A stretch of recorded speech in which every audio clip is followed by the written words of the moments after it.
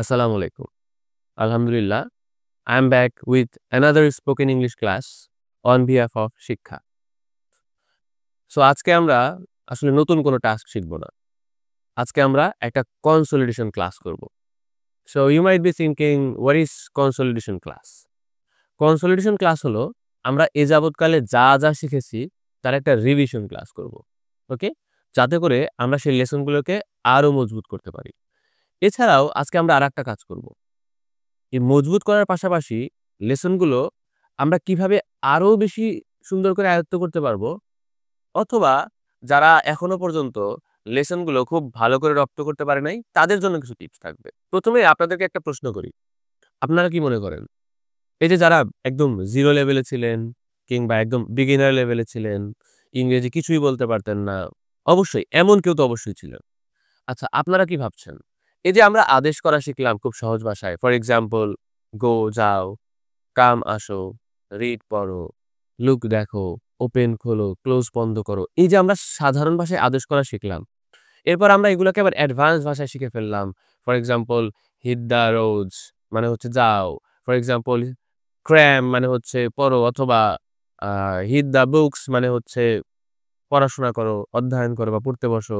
এই যে আমরা অ্যাডভান্স ভাষায় বা বেসিক ভাষায় এই যে আদেশ করা শিখলাম, এরপর আমরা শিখলাম এগুলোকে কিভাবে নিষেধ করতে হয়।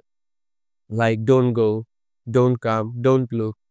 একইভাবে আমরা শিখলাম কিগুলো এগুলো সাধারণ অ্যাফার্মেটিভ বাক্য বলতে হয়। For example I go, I play, I come. আচ্ছা, এখন আমার প্রশ্ন হচ্ছে এই কয়টা জিনিস যারা শিখেছেন তাদের কাছে আমার প্রশ্ন, আপনারা কি মনে করছেন এই কয়টা টাস্ক আপনার ইংলিশ ঠিক করে দেবে? সবথেকে জরুরি কি বলেন? সবথেকে জরুরি হচ্ছে আপনি যা শিখেছেন তা প্র্যাকটিস করতে হবে। হ্যাঁ, আপনি ঠিকই শুনেছেন। প্র্যাকটিস করতে হবে।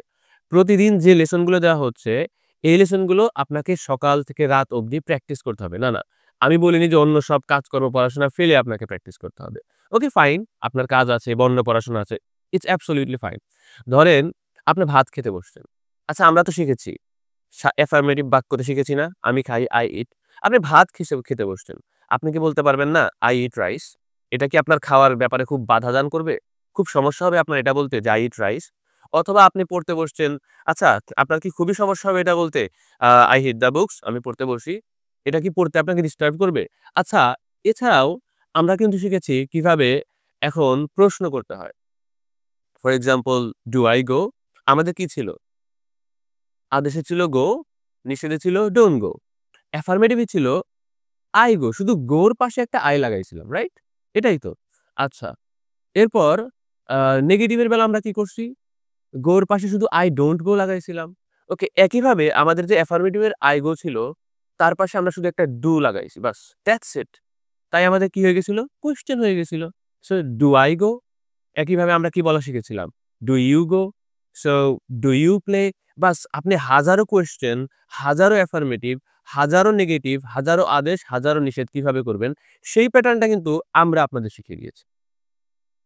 এখন আপনি যদি শুধু পৃষ্ঠা উল্টান অথবা আপনি যদি শুধু ভিডিওর পর ভিডিও দেখেন আর প্র্যাকটিস না করেন, তাহলে বলেন আপনি কি আসলেই ইংরেজিতে কথা বলতে পারবেন? না। একটা কথা সবসময় মনে রাখবেন। আপনি সারাদিন যা শোনেন, যা দেখেন, এগুলো হচ্ছে ইনপুট। ইনপুট কি? সেগুলো হয়তো আপনার ব্রেইনে ঢোকে, হয়তো আপনার কান শুনে কান মুখস্থ করে। কিন্তু ইংরেজিতে কথা বলতে যেটা ইম্পোর্টেন্ট সেটা হচ্ছে আউটপুট। আউটপুট জিনিসটা কি? এই যে আমরা যেটা শুনি আর এই যে যখন আমরা বলি, দুটো কিন্তু এক বিষয় নয়। ওকে? সো বেসিক্যালি এরপর যদি আপনি পৃষ্ঠা উল্টাতে থাকেন বা ভিডিওর পর ভিডিও দেখতে থাকেন, একটা সময় যেয়ে আপনার ইনপুট খুবই চমৎকার হয়ে যাবে। আপনি হয়তো ইংরেজি শুনবেন আর হয়তো আপনি ইংরেজি বুঝবেন। ওয়াও! আচ্ছা, আমি সব বুঝতে পারতেছি। কিন্তু আপনার একটা প্রবলেম থেকেই যাবে। কি? যে আমি বুঝতে পারি কিন্তু আমি বলতে পারি না। এই বলতে পারাটাই হচ্ছে আউটপুট। বলতে পারা আর লেখা এই ২ টা হচ্ছে আউটপুট। তার মানে এখন আউটপুট ঠিক করতে হলে আপনাকে কি করতে হবে?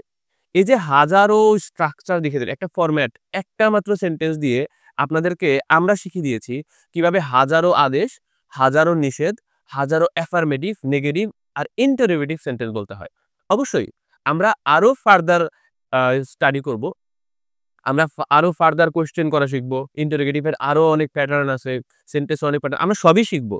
কিন্তু আমরা যে পর্যন্ত শিখেছি, সেই পর্যন্ত কি আমরা পর্যাপ্ত প্র্যাকটিস করেছি? অথবা সেই পর্যন্ত কি আমরা পর্যাপ্ত প্র্যাকটিস করছি? সো প্লিজ আপনাদের কাছে আমার আবার রিকোয়েস্ট। দেখেন, আপনাদের জায়গায় আমি হলে কি করতাম? ওকে? ধরেন আজকে আমি লেসনটা শিখে গেছি যে, ডু আই গো? আমি ভিডিওটা অফ করেই ভিডিওটা অফ করেই আমি চিন্তা ভাবনা করতাম। Do I sleep? Do I go? Okay? For example আমি ঘর থেকে বের হব। Okay? So do I go out? আমি কি বাইরে যাই? হোয়াটএভার। ওকে? সো প্র্যাকটিস করতাম। আমার প্রত্যেকটা রিয়াল সিচুয়েশন এ আমি প্র্যাকটিস করার চেষ্টা করতাম। কিভাবে ওই কোয়েশ্চেনকে আমার এই সিচুয়েশনের সাথে রিলেট করা যায়, আমি সেই চেষ্টা করতাম। সো আপনাদের কাছে আমার রিকোয়েস্ট, প্লিজ আপনারা যারা এই ফরম্যাট গুলো অলরেডি পেয়ে গেছেন, এই ভিডিও ক্লাসগুলো যারা অলরেডি করেছেন, আর যারা মনে করেন যাদের স্পিকিং এ দুর্বলতা আছে, যারা মনে করেন যারা বিগিনার লেভেলে ছিলেন, প্লিজ আরেকবার বলতেছি, this is my request to all of you, please practice.